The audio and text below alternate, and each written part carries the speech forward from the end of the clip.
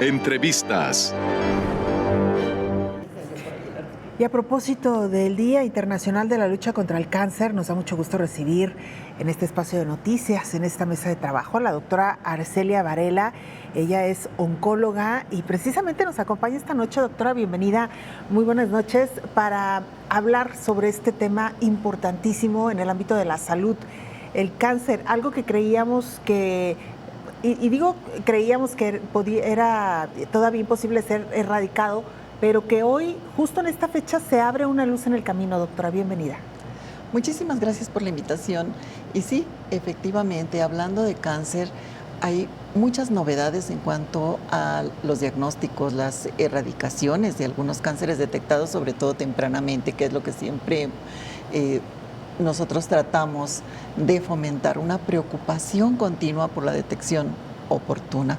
Y hablando de estos avances, bueno, resalta en cáncer de páncreas, que es un cáncer que detectado a tiempo, y es muy difícil de detectar en tiempo a pesar de los antígenos, de las pruebas radiológicas que tenemos, es difícil de diagnosticar a tiempo. Bueno, este tipo de investigación y de avances precisamente están encaminados a estos cánceres que de pronto presentan más mortalidad porque se diagnostican tardíamente.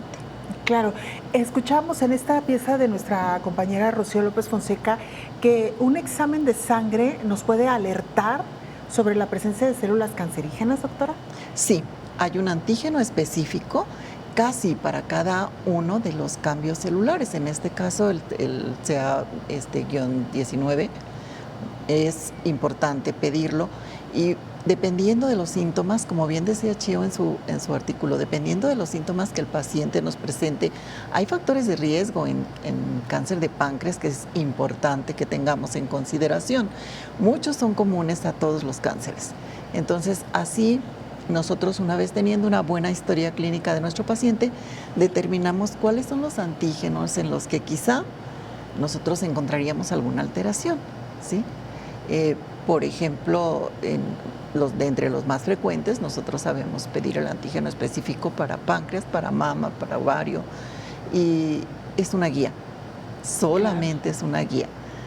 Necesitamos una buena historia y tomar en consideración factores de riesgo que, como bien les comentaba, son comunes a los cánceres. Por ejemplo, el tabaquismo, la obesidad, las adicciones, los malos hábitos, no hacer ejercicio, no llevar una dieta saludable. Y por supuesto, a pesar de que se les considera un porcentaje muy bajo de importancia a las mutaciones hereditarias, están ahí.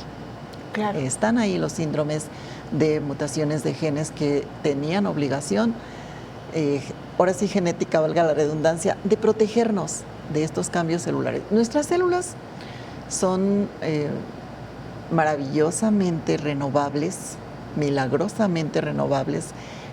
Cada vez que una de ellas envejece, que tienen en general un promedio de vida de 3 meses, de 90 días, se renuevan por células que deben ser sanas, que deben ser aptas para cada función en cada parte de nuestro organismo.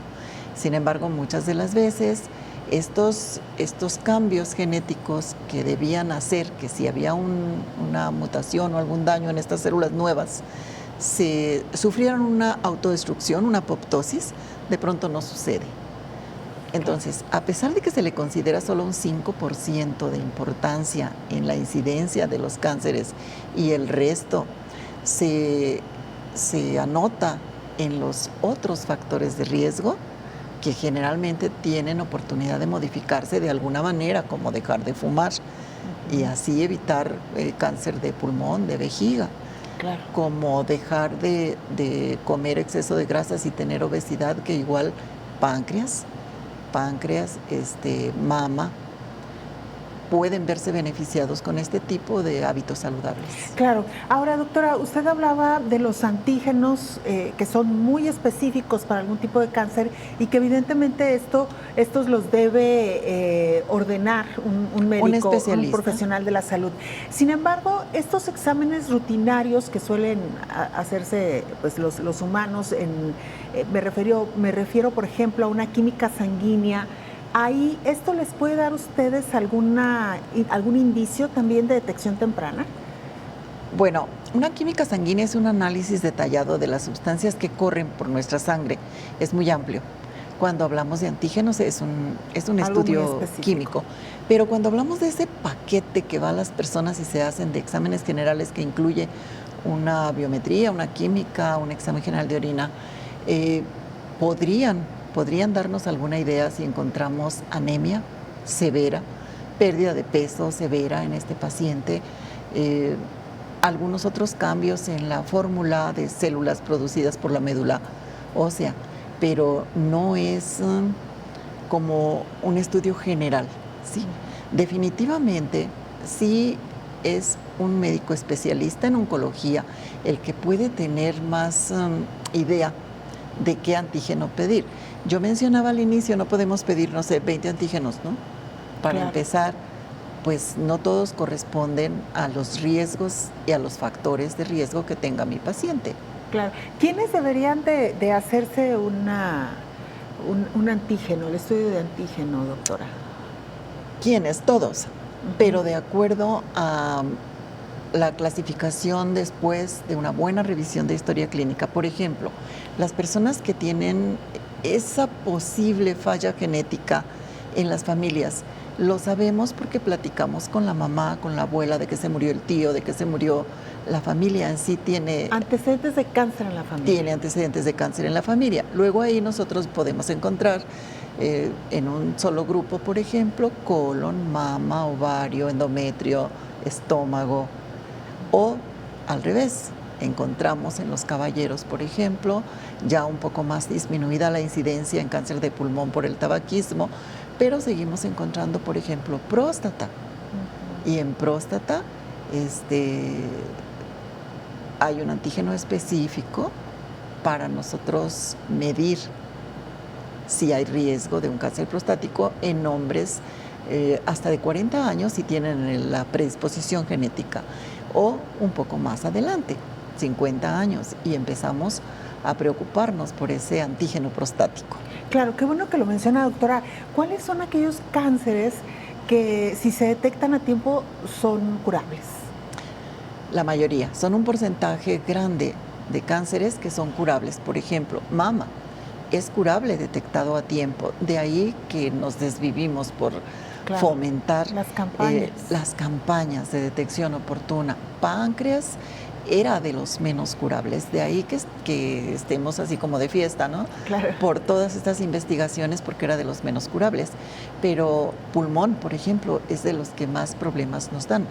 Pero no, en cambio, ovario es muy curable, cérvix es muy curable, mama es muy curable, próstata es curable, y próstata es la causa número 1 de muerte por cáncer en los varones.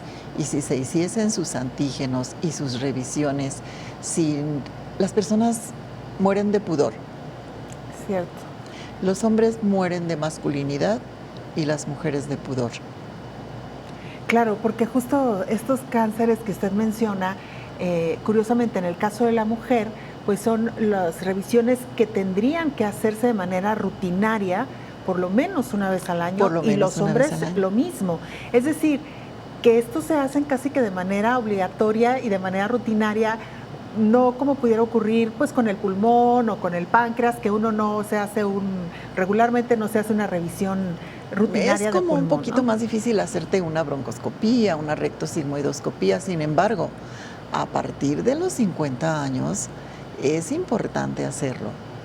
Y si tengo en consideración, soy varón y mi padre, mi abuelo murieron de cáncer de próstata, mi antígeno prostático, mi revisión con mi urólogo una vez al año y los estudios radiológicos que me soliciten, entonces estaré previniendo morirme de eso.